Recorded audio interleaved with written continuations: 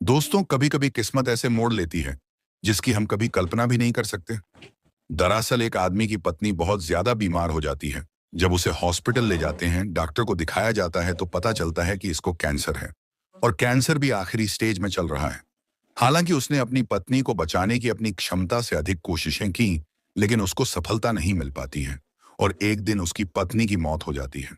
उसकी दो बेटियां होती हैं।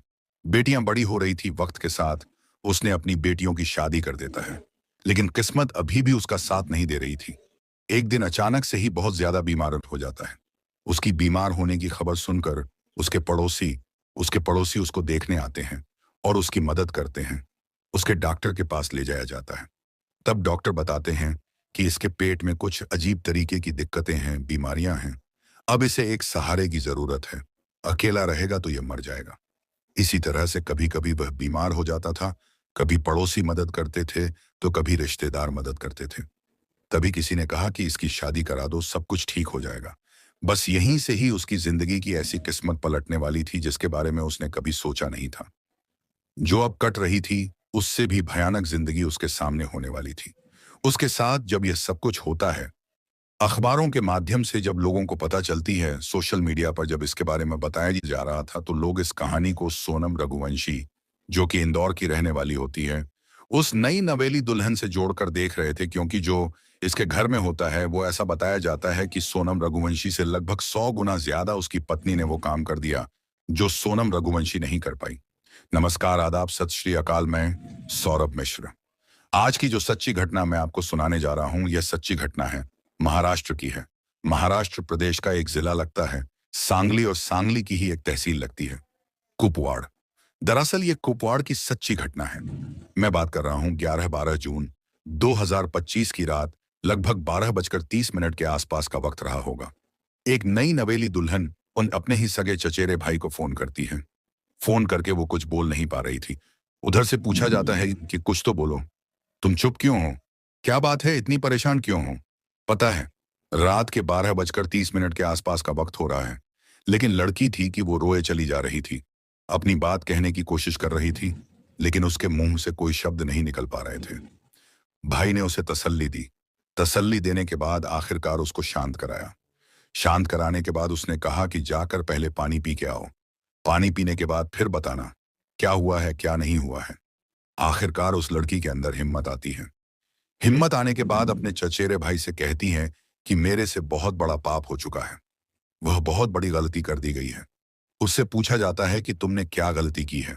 जब अपने भाई को यह सारी बात बताती है तो पूरी बात सुनकर उसके भाई के पैरों तले जमीन खिसक जाती है। कुपवाड़ तहसील की एक थाना लगता है एमआईडीसी। उसका भाई उस थाने में फोन करता है, और फोन करने के बाद कहता है कि आपको जितनी जल्दी हो सके तहसील कुपवाड़ का एक प्रकाश नगर है, प्रकाश नगर की एकता कॉलोनी है, आपको वहां जाना चाहिए। जैसे ही पुलिस इस प्रकार की सूचना पाती है, सूचना पाने के बाद रात में ही वहां मौके पर पहुंचती है, तो पुलिस ने जो अपनी आंखों से देखा, वो वाकई दृश्य बहुत ही भयानक था, खौफनाक था। एक व्यक्ति की लाश जो कि बेड पर पड़ी हुई थी, पास में ही एक कुल्हाड़ी पड़ी हुई है, और उसके पास में जमीन पर नई नवेली दुल्हन बैठी हुई है। दरअसल ऐसा लग रहा था देखने के बाद जैसे किसी ने इसको बार बार इस कुल्हाड़ी से मारा है, काटा है। इसके हाथ और उसके सर पर गंभीर चोटों के निशान हैं। इस व्यक्ति ने, मरने वाले ने, अपना विरोध करने की मौका भी नहीं मिल पाया। उसको जिस तरह से मारा गया था, आखिरकार पूछा जाता है। जब इस कहानी के बारे में पुलिस जानती है, तब यह कहानी अखबारों के माध्यम से बहुत दूर दराज तक लोगों तक पहुंच जाती है। उसके बाद लोगों को सोनम रघुवंशी की कहानी भी याद आ जाती है। दरअसल कुपवाड़ तहसील का प्रकाश नगर लगता है। प्रकाश नगर की एकता कॉलोनी है, और एकता कॉलोनी का रहने वाला एक व्यक्ति जिसका नाम है अनिल तानाजी लोखंडे, जिसकी उम्र लगभग 54 साल के आसपास होती है। उसकी पत्नी, जो एक समय में अचानक से बीमार हो जाती है। उसकी पत्नी को कैंसर की ये आखिरी स्टेज थी, लेकिन उसे बचाने की तमाम कोशिशें की जाती हैं, लेकिन वो कोशिश नाकाम रहती हैं। कुछ दिन तक तो बेटियों का साथ रहता है, लेकिन बेटी बड़ी हो जाती है, और दोनों बेटियों की बारी बारी से शादी कर दी जाती है, और वह भी पराए घर की अमानत हो जाती हैं। वो अपने घर से बहुत दूर रहने लगती हैं।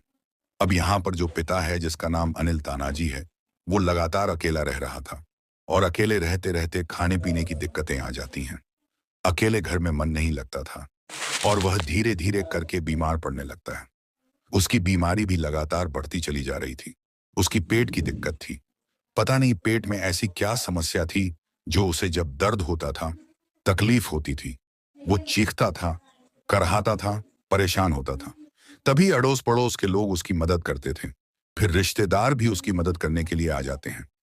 लेकिन वो रिश्तेदार या फिर पड़ोसी कब तक मदद करते, क्योंकि वो परमानेंट मदद नहीं थी। तभी किसी ने फैसला किया कि क्यों ना इस व्यक्ति की शादी करा दी जाए। हालांकि उसकी उम्र हो चुकी थी, लगभग 54 साल के आसपास। 54 साल की उस व्यक्ति की इस उम्र में शादी करेगा कौन? तभी एक उसके खास रिश्तेदार ने आखिरकार लड़की को तलाश कर लिया।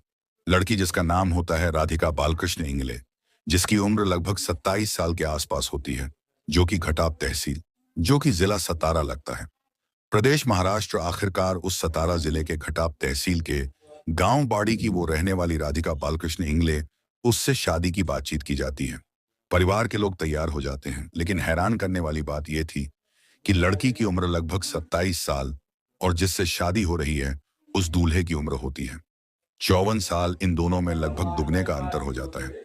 अब ऐसी स्थिति में हालांकि शादी तो हो जाती है, क्योंकि उस लड़की के लिए भी कोई अच्छे रिश्ते नहीं आ रहे थे। आखिरकार परिवार वाले जब तैयार हो जाते हैं, इसकी 17 मई 2025 को धूमधाम से परिवार वालों की सबकी सहमति के बाद आसपास के लोग जुटते हैं और शादी हो जाती है।